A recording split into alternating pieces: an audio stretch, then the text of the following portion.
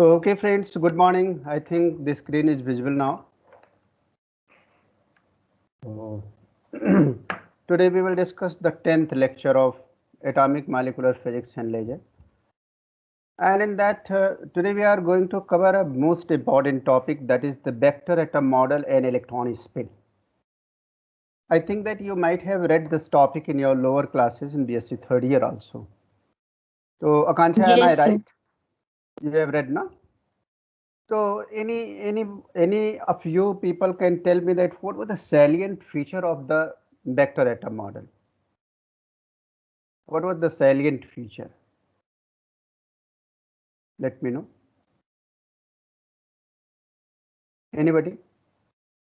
Sir, it have two basic assumption, that is quantum number and Or space and basic assumption, that is space quantization of electronic orbits and spinning electronic hypothesis. That was the main features of this vector atom model, and introduction of some more quantum number. so you are almost right, but some more for your more clarity, I should mention some more basic points related to. As you are seeing on the screen, there are the four pictures. First, second, third, and fourth. First two figures are related to the space quantization. Means that ki shape, size and its orientation in space. That is first thing. And other thing means that at the right hand side we have two pictures in which the spin has been introduced. Means that this space quantization and the spin motion of electron may contribute some interior discussion and explanation for the occurrence of spectral lines. Why I am saying this one? Because when Sommerfeld introduces the idea of elliptical orbit, then except the hydrogen, and you can say not uh, completely for the hydrogen, he was able to explain almost all the things related to the spectroscopy or the spectrum which was coming there, especially the fine structure of the spectrum. He was unable to explain that. So for that it was uh, rethinked by the scientists that something is lagging and we should think in other dimension also. So in that dimension they thought and they concluded also that there is the space quantization as well as there is the spin contribution of the electron due to its motion.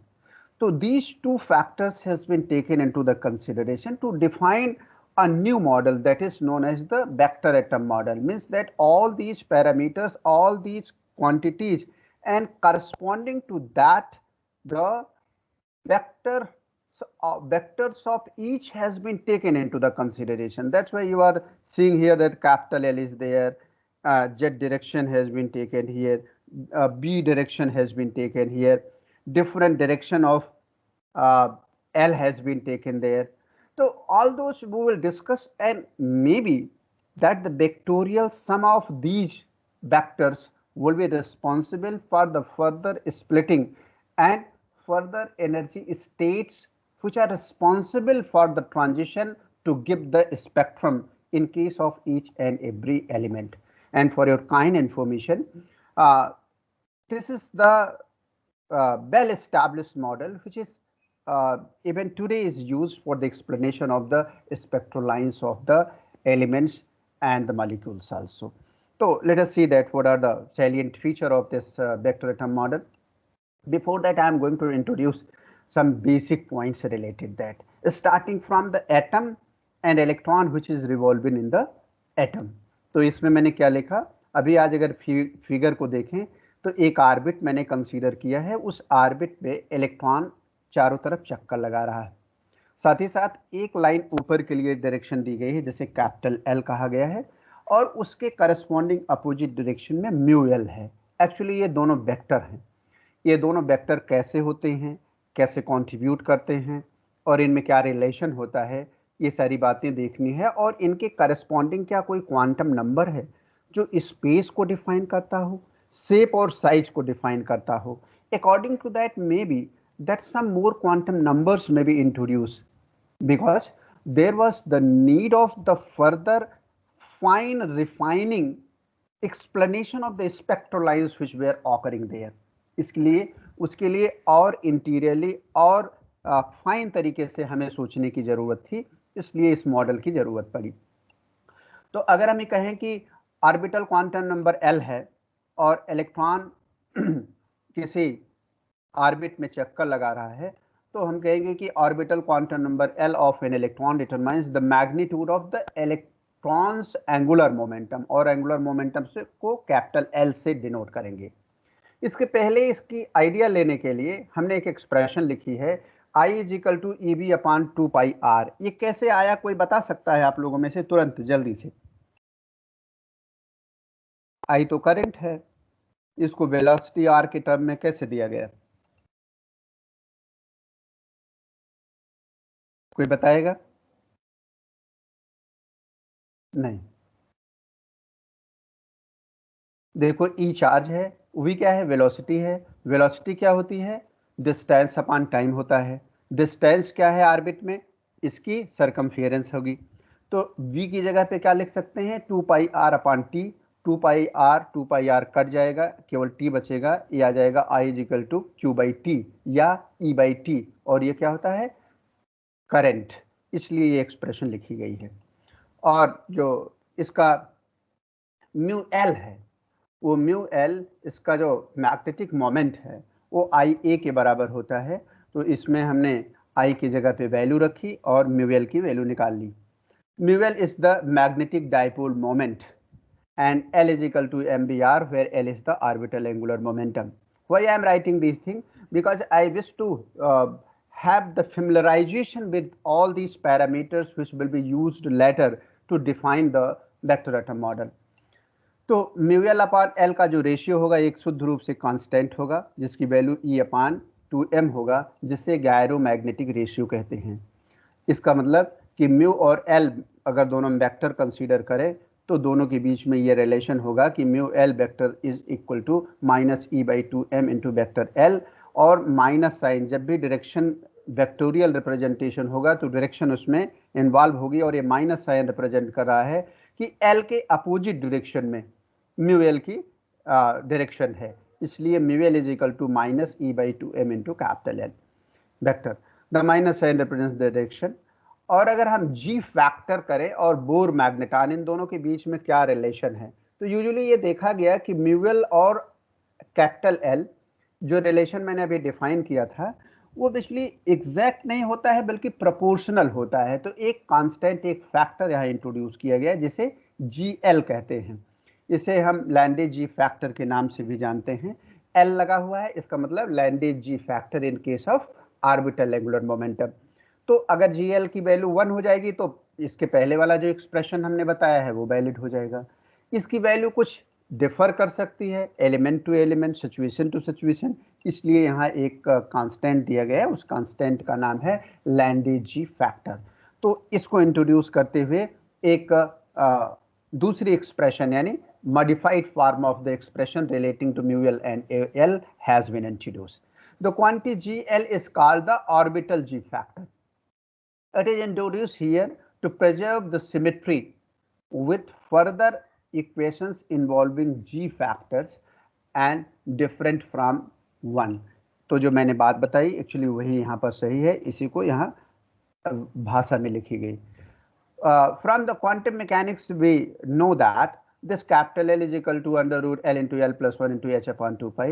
तो similarly अगर हम L की value रखें और mu L का मान निकालें जो लास्ट स्लाइड में दिखा है, तो mu L is equal to under root L into L plus 1 into EH upon 4 pi m.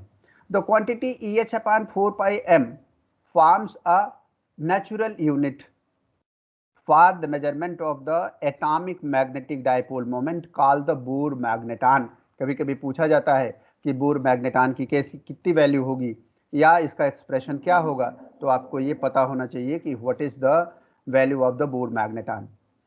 Thus the above equation can be written as mu L is equal to minus GL 2 pi mu B H upon capital L vector, क्योंकि mu L क्या होगा, mu L bore मैग्नेटान है, तो bore मैग्नेटान के term में mu L और L के relation को डिफाइन कर दिया गया। लार्मर प्रेसेशन आपने बहुत नाम सुना होगा। लार्मर प्रेसेशन के पहले हम प्रेसेशन अगर हम कहें तो प्रेसेशन अपना, अगर अपने हाथ के कोहने को एक जगह रख करके एक सीधी लाइन कोहने से ऊपर की तरफ आप ड्रा करिए और हाथ को उसके चारों तरफ घुमाइए तो एक कोन ट्रेस करेगा। एक्चुअली इस तरीके का जो प्रेसिशन होता है उसी को हम लार्मर प्रेसिशन कहते हैं। इस बात की जरूरत क्यों पड़ी यहाँ पर, क्योंकि जब हम मैग्नेटिक फील्ड में किसी एटम को रखते हैं तो जो ये वेक्टर हैं उस मैग्नेटिक फील्ड के अराउंड प्रेशस करने लगते हैं। उन प्रेशस की एक कोई फ्रीक्वेंसी होती है, उसी को हम लार्मर फ्रीक्वेंसी भी कहते हैं। तो when an atom is placed in the external magnetic field, the electron orbit precesses about the field direction as axis. This precession is called the Larmor precession. The frequency of this precession is called the Larmor frequency. The Larmor frequency is given as f is equal to omega upon 2 pi and e upon 4 pi m into b. ये Larmor precision की frequency होती है। ये frequency जो Larmor precision की है, different orientation में different precision होगा और वो different shape and size of the orbit trace करेगा। अभी फिगर दिखाएंगे तो आपको पता भी चलेगा, लेकिन आपके दिमाग में ये बात बहुत क्लियर होनी चाहिए कि प्रेसेशन स्पेस में हो रहा है and due to that you are getting the space quantization, यानी प्रेसेशन का एक एंगल है, उस एंगल पर जब प्रेसेशन होगा तो एक स्पेस में एक particular figure shape and size trace होगी और जब दूसरे में करेंगे तो दूसरा शेप एंड साइज होगा, उसकी साइज छोटी बड़ी होगी, इसका इंक्लिनेशन डिफरेंट हो सकता है। इसलिए डिफरेंट वैल्यू के corresponding different shape and size या डिफरेंट ओरिएंटेशन होगा। ये भी क्वांटाइज्ड होगा। क्वांटाइज माने इसकी एक फिक्स वैल्यू है। ऐसा नहीं है कि हर तरह का ओरिएंटेशन, हर तरह के सिचुएशन का प्रेसिशन पॉसिबल है। जिसका माइक म्यूट ना हो म्यूट कर ले, जब हम पूछे तभी उसे अनम्यूट करके बात करें हमसे। तो let us have the vector atom model, and in vector atom model what we are seeing here that after the failure of the Sommerfeld model to explain the fine structure in the atomic spectra, vector atom model was introduced which is successfully explain the spectroscopy of atoms। ये सबके लिए है, क्यों? क्योंकि एक तो Sommerfeld बहुत successfully hydrogen atom के स्पेक्ट्रा को भी नहीं एक्सप्लेन कर पाए थे, अगर उसको एक्सप्लेन भी कर लिए तो उससे ऊपर और जो एटम्स थे उनका तो बिल्कुल से एक्सप्लेनेशन नहीं दे पाए, इसीलिए यह वेक्टर एटम मॉडल को नए सिरे से इंट्रोड्यूस किया गया। This model is based on two basic concept. Number one is the space quantization and other is known as the spinning of the electron, what Akansha was telling and what I am trying to introduce to you people, that what is the space quantization and spinning of electron also. So let us have the space quantization. Motion of electron in 3D that is known as the space quant. In space, what the orientation and what the shape and size is tracing at a particular inclination, that is known as the space quantization. According to the Sommerfeld, each degree of freedom requires one quantum number, but here in 3-dimension motion requires 3 quantum number. अब ये 3 quantum number कौन सी होंगी? Out of these 3 quantum number, 2 are related to the size and shape of electrons orbit. What I was telling to you people, क्या? Size और shape. तीसरा क्या होगा? And one is related to the space quantization of the electron orbit, means that what the inclination is there, in which inclination its position is possible there, that is the space quantization. तो ये 3 degree of freedom के साथ जब हम atom में different vectors की सहायता से उसके ऑर्बिट्स की ओरिएंटेशन की बात करेंगे, तभी हमें इसकी क्लियर पिक्चर मिलेगी और उसी के आधार पर एनर्जी एक्सप्रेशंस मॉडिफाइड होंगी और डिफरेंट सब लेवल की एनर्जी में थोड़ा थोड़ा डिफरेंस होगा और उनसे जो अलाउड ट्रांजिशंस होंगे वो fine structure of any atom explain करने की कैपेबिलिटी रखेंगे। So let us have this nice picture here. You can see that one orbit of electrons orbit is there और इलेक्ट्रॉन ऑर्बिट के परपेंडिकुलर डायरेक्शन में ही L की direction होगी, यानी capital L नीचे वाला जो कलर्ड स्पेस में बना हुआ ऑर्बिट है उसके परपेंडिकुलर डायरेक्शन में है। और अगर हम इसे फील्ड में रख दिए तो ऑब्वियसली इसकी फील्ड जिस फील्ड में रखा गया यानी B की डायरेक्शन Z की डायरेक्शन है, तो L क्या करेगा, L इसी B के चारों तरफ प्रेशस करेगा। और अगर हम L की जो डायरेक्शन लेंगे Z की डायरेक्शन में तो ऑब्वियसली इसका L cos थीटा होगा जिसे हम LZ कहेंगे, यानी the component of capital L along the B along the Z axis, that is LZ. So when the atom is placed in the external magnetic field, obviously the electron's orbit presses about the field direction as a axis.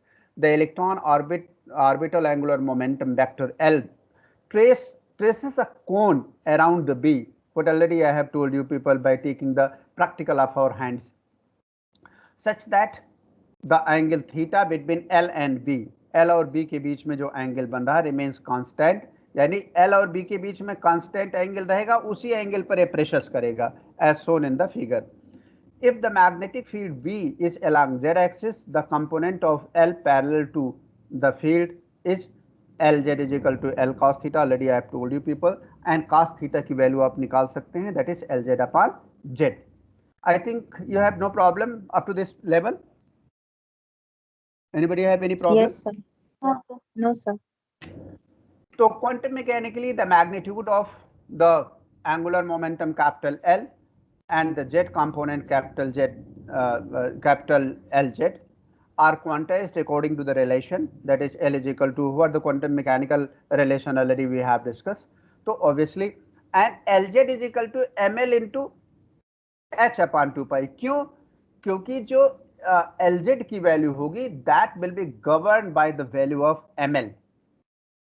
So where L and ml are the orbital and magnetic quantum number respectively, thus the angle between L and LZ can be given as cos theta is equal to LZ upon L, and that is ml upon under root L into L plus 1. So for a given L, there are two L plus 1 possible values, and ml have usually values what already I have told you people, and in this case theta can assume 2L plus 1 values. इसका मतलब कि जो हमारे orbit का orientation है वो 2L plus 1 quantized orientation possible है। अगर हम L की वैल्यू 1 ले लें तो इसका मतलब 3 पॉसिबल ओरिएंटेशन होंगे, 2 ले लें 5 पॉसिबल ओरिएंटेशन होंगे उसके, इसके एंगल की वैल्यू हम निकाल सकते हैं। In other words the angular momentum capital L can have its value that 2L plus 1 discrete orientation with respect to the magnetic field. This quantization of orientation of atom in space is known as the space quantization. So I think that you have the clear picture what is the space quantization. If you have not, even then I will show the figure corresponding to that. But here I am trying to build the concept that what is the spatial quantization. जैसे मैंने आपको कहा था कि अपने हाथ की कोहनी किसी एक पर्टिकुलर फिक्स पॉइंट पर रख लीजिए और उससे ऊपर की तरफ एक एक्सिस लीजिए और उसके साथ कोई एंगल बनाते और उसको चारों तरफ 3 डायमेंशनली उसी लाइन के अक्रॉस आप घुमा के एक चक्कर जब लगाएंगे तो एक कोन बनेगा। उस कोन की जो जेड एक्सिस है उससे आपके हाथ के जो एंगल होगा वो हमेशा समान होगा क्योंकि वो उसी के चारों तरफ प्रेशस कर रहा है। ऐसे में एंगल हम एक एंगल पे लिए फिर हाथ को थोड़ा नीचे कर लेंगे तो दूसरा एंगल हो जाएगा और नीचे कर लेंगे तीसरा हो जाएगा, एक हम हॉरिजॉन्टल कर लेंगे तो एक हमारा हॉरिजॉन्टल टाइप का एक ऑर्बिट ट्रेस हो जाएगा। तो इस तरीके से इसका different quantized state and quantized orientation possible है। So the space quantization of the orbital angular momentum L corresponding to L is equal to 0 and also find the angle of orientation. Sometimes I used to ask this question in your examination also.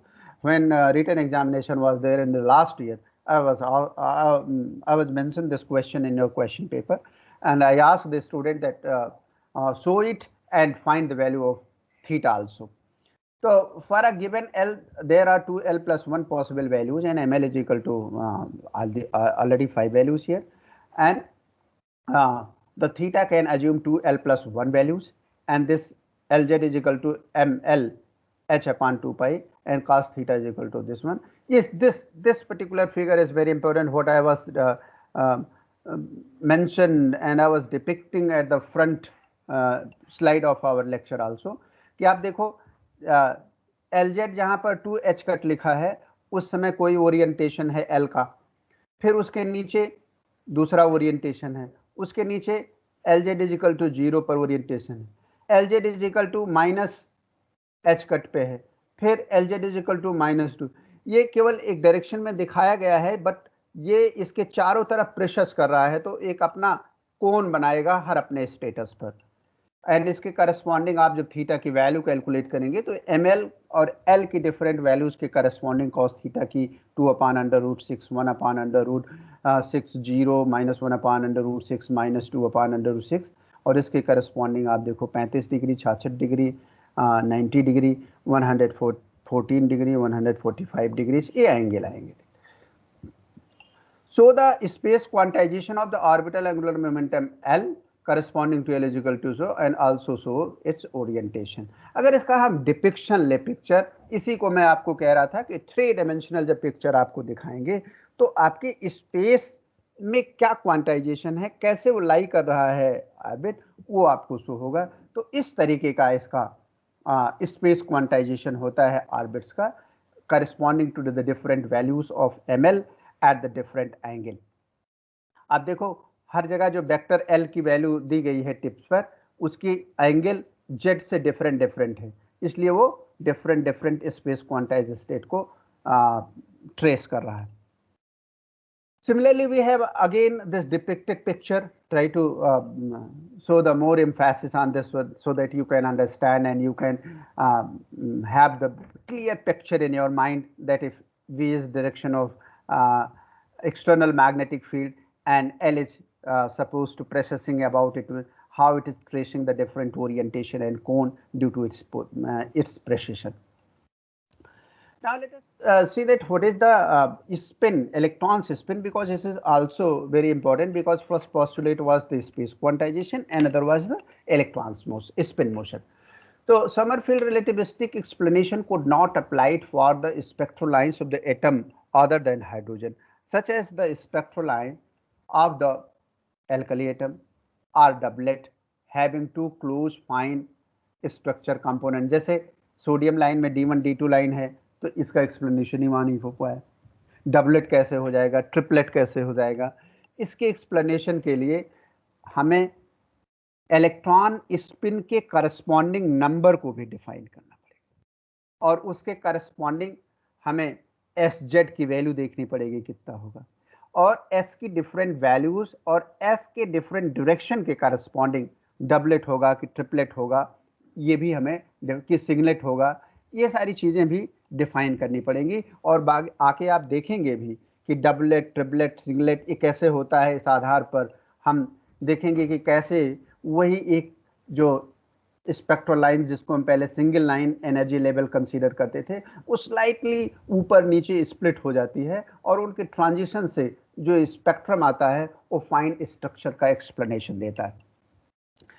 Effect of relativistic is too small in case of large atomic number, and it could not explain the separation of the fine structure lines. Anomalous Riemann effect cannot be explained on the basis of the Sommerfeld model. An electron must be looked upon as a charged sphere spinning about its own axis, having the intrinsic angular momentum and the consequently an intrinsic magnetic dipole moment. If you will see that this situation is possible, and corresponding plus half, minus half, down spin, up spin, actually it is sometimes it is also observed in terms of the clockwise and anti-clockwise motion of the electron, and its quantization along the axis can be defined in terms of the value of Sz. यानी spin का अगर हम इसे magnetic field में रखेंगे तो जैसे orbital का कंट्रीब्यूशन उसके जेड डायरेक्शन में था, वैसे स्पिन का भी उस डायरेक्शन में कंपोनेंट होगा जिसे एस जेड कहा जा रहा है यहाँ पर. There is spin angular momentum s and the spin magnetic moment mu s, exactly in the same fashion, in the same way as we did in case of L and mu L. So similar to the angular momentum, same quantum mechanical treatment has been taken here, and accordingly there is the relation between capital S and small s. And there is, but the difference between L and S is here that the S has strictly only one value, half, and it may have the orientation plus half and minus half only. This makes the difference it from the orbital angular momentum. So there are only one value which is the spin quantum number and can be given as s is equal to half, and which conforms to the observed fine structure doubling. Doubling कैसे आएगी आप देखो, जब इसमें हम value रखेंगे 2s plus 1 करेंगे तो 2s means 2 multiplied by s value half, 1 हो गया प्लस 1 कितना हो गया, 2 वैल्यू हो गई. ये डबलेट आ गया. ये डबलेट ही फाइन स्ट्रक्चर को डिफाइन करने और एक्सप्लेन करने की कैपेबिलिटी रखता है. And thus if we are taking the value of capital S in terms of this one, then half into half plus 1, and this is equal to L into multiplied by h upon 2 pi. So similarly we can write it as capital S is equal to under root 3 by 4 into h upon 2 pi.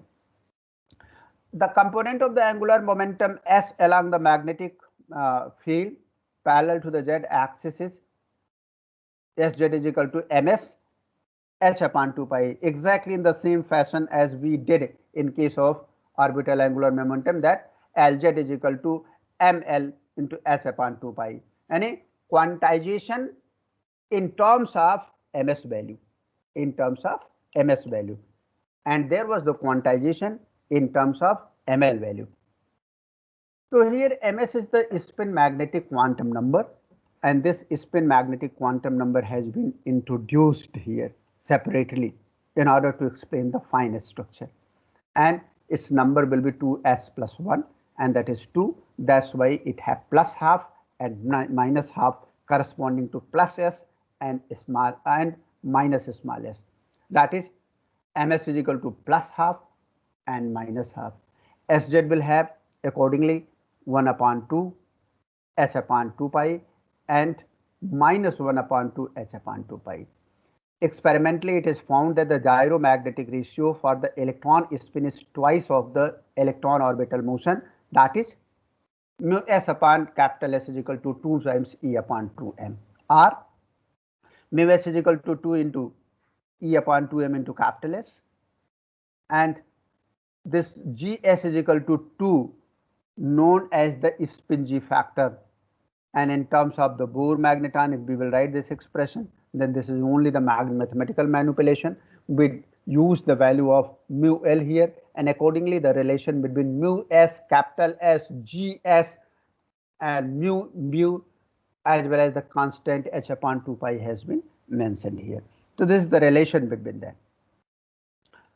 The possible component of mu S along z axis, जैसे हम mu L के case में लेते थे, यहाँ पर हो जाएगा mu s is equal to minus gs. Gs is the Landis G factor in case of spin of the electron, mu b into capital S, and in the direction of z, mu sz is equal to minus gs mu b upon h upon 2 pi into z component of the spin angular momentum, and hence the value will be exactly same because we put the value of sz here, and hence the final value of mu sz is equal to minus gs mu b mu ms, and ms have the strictly the value of plus minus half, and gs is equal to 2. By putting these values we can write it as mu sz is equal to plus minus mu b. It is very important relation.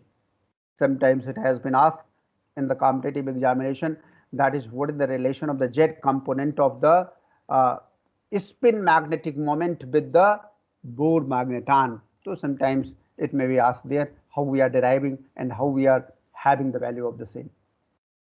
the total angular momentum of atom results from the vector combination of the orbital and spin momentum of its electron. अब यहाँ पर दूसरी बात आ गई, बात यह आ गई अब तक हम लोगों ने दो बातें कंफर्म कर ली कि एक हमारा वेक्टर है जिसे हम orbital angular momentum vector capital L कह रहे हैं, और दूसरा एक वेक्टर ले रहे हैं जिसे हम कह रहे हैं स्पिन एंगुलर मोमेंटम वेक्टर। जब कोई भी दो वेक्टर किसी भी जगह पर काम करते हैं तो इनका कुछ रिजल्टेंट होता है और उस रिजल्टेंट के आधार पर ही इनका नेट इफेक्ट आता है। तो उसी बात को यहाँ पर कंसीडर किया गया कि यानी एल और एस के वेक्टोरियल सम या वेक्टोरियल एडिशन या vectorial outcome of the interaction of L Z and S, L and S, we are getting a new quantity.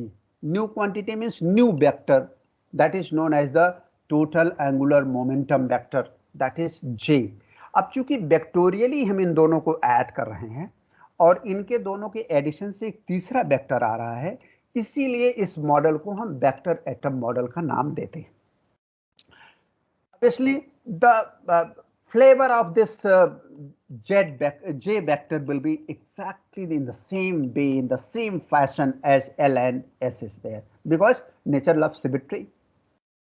Symmetrical things will be there. So obviously, because you might have seen in the solid state physics that in the array all the atoms and all the lattice point are arranged in the exactly periodic function. If you will view it from any of the point, then the same surrounding you will have, the same type of situation you will view there.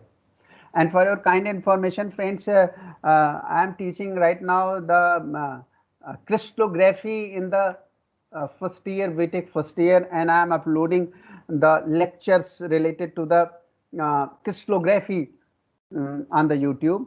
So you may have the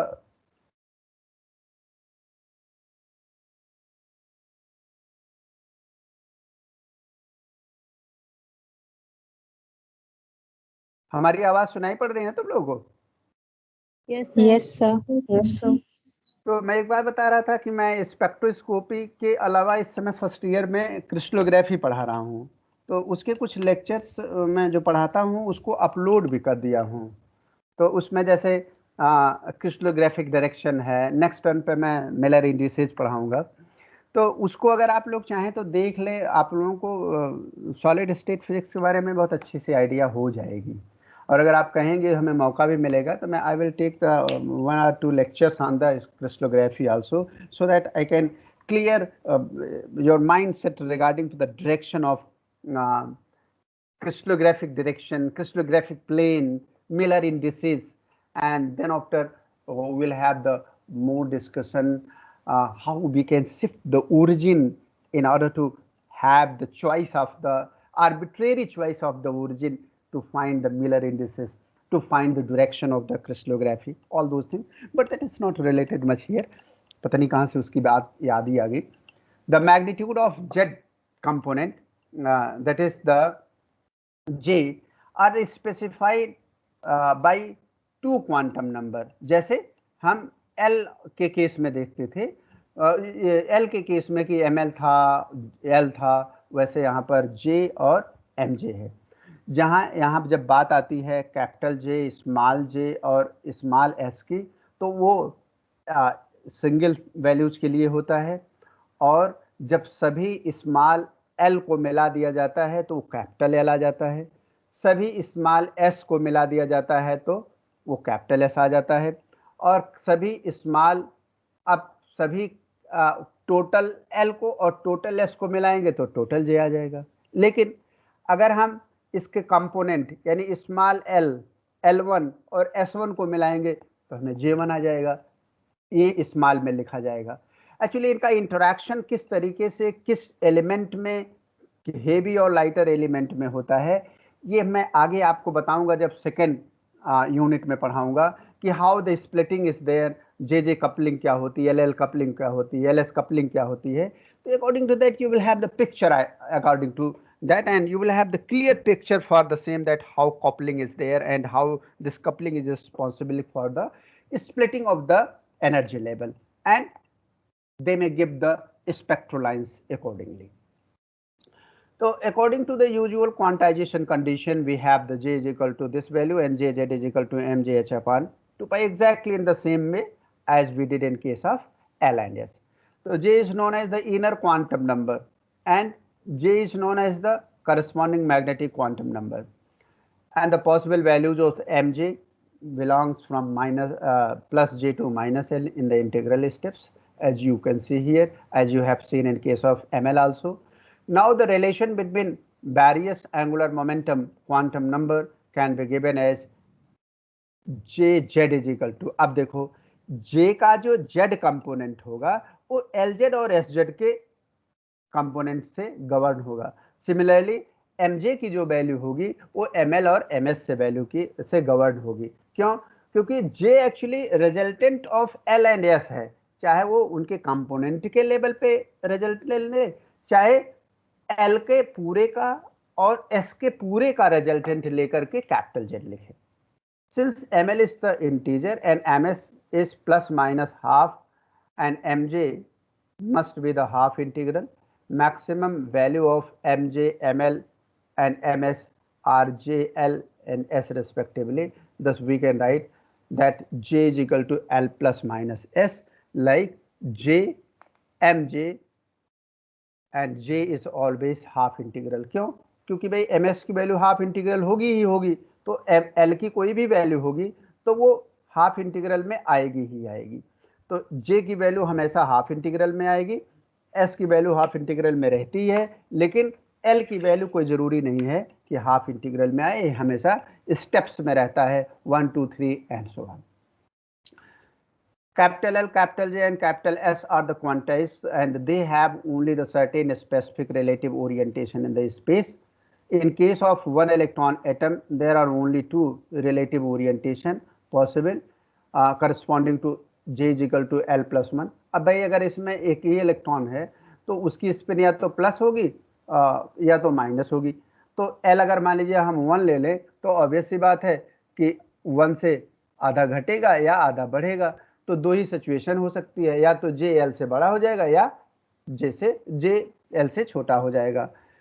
The two way in which L and S can combine to J, that is L is equal to 1 and S is equal to half, and now the relation between various angular momentum quantum number can be given as this one. यानी कैसे इसको जोड़ा जाएगा, तो obviously J is equal to L plus S हुआ और दोनों जब जुड़ा तो 3/2 हो गया और दोनों घटा तो 1/2 हो गया। ये वेक्टोरियली इनका सम हो रहा है, इसीलिए हम इसे वेक्टर एटम मॉडल कहते हैं। L और S का जो वेक्टोरियल सम होगा, वेक्टोरियल रिजल्टेंट होगा, that we will get in terms of J। The angular momenta of the electron L and S interact magnetically, which is known as the spin orbit interaction. Spin orbit interaction में actually क्या है कि इनका interaction magnetically होता है। क्यों? क्योंकि इन सारे की वैल्यू के लिए इलेक्ट्रॉन का मोशन रिस्पॉन्सिबल है और इलेक्ट्रॉन का जब भी मोशन होगा तो करंट होगी, करंट लूप जब भी बनेगा तो उसके आसपास मैग्नेटिक फील्ड होगा। दैट्स वाई मैग्नेटिकली ये इंटरैक्ट करते हैं, इसे हम स्पिन ऑर्बिट इंटरैक्शन कहते हैं। They exert the torque on each other and these internal torque do not change the magnitude of the electron vector capital L capital S, but cause them to press uniformly around their resultant J. देखो क्या होता है कि जब इनका resultant J आएगा तो L और S जो पहले हमारा B के अराउंड प्रेशस कर रहे थे, अब वही J के अराउंड प्रेशस करने लगेंगे और जब मैग्नेटिक फील्ड में जाएगा तो उसी मैग्नेटिक के अराउंड चूंकि J, L और S का रिजल्टेंट है इसलिए J प्रेशस करना शुरू कर देगा। If the atom in the free space so that no external torque act on it, then the total angular momentum J is conserved in the magnitude and direction. The angle between L and S remains invariant. And you will see the situation is here. And the angle between them can be calculated that the cos of L and S is equal to J square minus L square minus S square upon 2LS। अब आप देखो इसमें मैंने दिखाया कि कोई magnetic field नहीं है, तो S का एक प्रेसिशन है और L का एक प्रेसिशन है। L और S को अगर हम इसका रिजल्टेंट लेंगे तो देखो यहाँ पैरेललोग्राम बन रहा है और इनका जो डायगोनल है वो J को ट्रेस कर रहा है। अगर यही हम मैग्नेटिक फील्ड में रख देंगे तो J मैग्नेटिक फील्ड के अराउंड प्रेशर्स करने लगेगा, L और S J के अराउंड प्रेशर्स करेगा। ये सिचुएशन देखो, this is the case exactly this. And cos value of the cos can be written accordingly, and some spectroscopic term and their notation is there that we must know how to represent it. Quantized energy state of an atomic electron are described in terms of the quantum number n, L, S and J। देखो J एक quantum number अलग से आ गई है यहाँ पर। And the electron having the orbital quantum number L is equal to 1, 2, 3, 4 H, S, P, D, F, G and so on. For an electron having N is equal to 2, L is equal to 0, it is in 2s atomic. If N is equal to 2, N is equal to 3, L is equal to 1, then that is in 3p atomic state and so on. The energy level of the electron of an atom is called the term of the electron and corresponding energy expressed in terms of wave number that is known as the term value। ये मैं जल्दी इसलिए पढ़ दिए कि आप इसके बारे में मैंने पहले बहुत डिस्कशन कर रखा है। By the spin orbit interaction, each energy level of a given L is split it into two sub level corresponding to L is equal to J is equal to L plus 1, that is L plus half, L minus half, and with the exception that S term, that is L is equal to 0, J is have half value only because J will not be negative। ये बात ध्यान रखिएगा, J की कभी value negative नहीं होती है, इसलिए जब L 0 होगा तो ऐसा नहीं होगा कि J is equal to plus half minus half हो जाएगा। ये हमेशा नेगेटिव वैल्यू इसकी कभी नहीं होगी, हाफ ही होगा, इसलिए ये एक्सेप्शन है यहाँ पर। That's why we should remember it. The number of different possible values of J is known as the multiplicity of the term. It is equal to 2s plus 1 for one electron, and this multiplicity will be 2, that is 2 multiplied by half plus 1। ये थोड़ा सा 1 यहाँ छूटा हुआ है इस bracket में, 2 cross half plus 1 that is equal to 2। It is added as a left superscript and the symbol can be written as, देखो ये दो एक्चुअली S बड़ा होगा, S के ऊपर जो है एक सुपरस्क्रिप्ट आएगा तो इसे 2S, ऐसे 2P 2D, ये इनका डबलेट का रिप्रेजेंटेशन है, यानी कैसे इसको डिफाइन करेंगे, ये इसका नोटेशन है। In addition the J value is added in the right hand side at the superscript. अब जैसे S के आगे 2S लिखा है तो 2 तो ऊपर की तरफ है, S के दूसरी साइड पे राइट हैंड साइड में अगर लोअर स्क्रिप्ट पर, लोअर स्क्रिप्ट में नहीं सब स्क्रिप्ट पर कोई वैल्यू लिखी है तो वो J की वैल्यू है। ये देखो टर्म वैल्यू यहाँ पर है, कैसे equal to 0, S equal to plus minus half, J equal to half and this is 2S half. तो 2 क्या हुआ, डबलेट स्टेट हुई, हाफ क्या हुआ, हाफ इसका J की वैल्यू हुई। P के लिए ये 2P 3/2, 2P 1/2। अब हम जब ट्रांजिशन वगैरह आगे दिखाएंगे तो इन्हीं स्टेट के बीच में ट्रांजिशन दिखाएंगे। ऐसे ही 2D 5/2, 2P 3/2 and sometimes the principal quantum number, या कभी कभी इसके सामने प्रिंसिपल क्वांटम नंबर भी लिख दी जाती है। तो जैसे हम कहें कि हम यहाँ लिख नहीं पाए हैं, बेसिकली क्या होगा कि P के सुपर स्क्रिप्ट में लेफ्ट हैंड साइड में 2 होगा और फ्रंट पे 2 लिखा जाएगा, और दूसरी साइड में इसके सुपर सब स्क्रिप्ट के रूप में 3/2 होगा जो इसकी J की वैल्यू होगी। N is equal to 2, L is equal to 1, S is equal to half and J is equal to 3/2। In an atom containing the several electrons, the orbital angular momentum Li, I is equal to 1, 2, 3, 4, 5, and individual electron coupled among themselves to give a resultant electronic orbital momentum, that is J, for that is L for the atom, whose magnitude can be given as under root L into L plus 1 into H upon 2 pi, and L is the orbital quantum number of the atom. Similarly, the magnitude the S can be written in this term. Similarly, the J value can be written in this way. And if we will define the detail of the label splitting, कैसे कैसे इनके बीच में थोड़ा थोड़ा difference हो रहा है, तो 3S ऐसे आएगा, 3P थोड़ा सा ऊपर हो जाएगा, हल्का सा माइन्यूटली उसी डायरेक्शन में, ऐसे ही 3S 3P थोड़ा थोड़ा ऊपर हो गया, इतना ऊपर हुआ लग रहा दोनों मिले हुए हैं आपस में, तो लेकिन इनके बीच में डिफरेंस है, और यही डिफरेंस जो है इनके बीच में ट्रांजिशन के लिए कारण बनता है, और वही इनके फाइन स्ट्रक्चर का एक्सप्लेनेशन है. Energies and spectra not sensitive to L and ML. Energies in spectra are not sensitive to J, MJ, L, ML, S and MS. So basically these were the points which I was interested to discuss today. If you have any concern, any question, then please let me know. Otherwise I should stop because I have a meeting today. So I think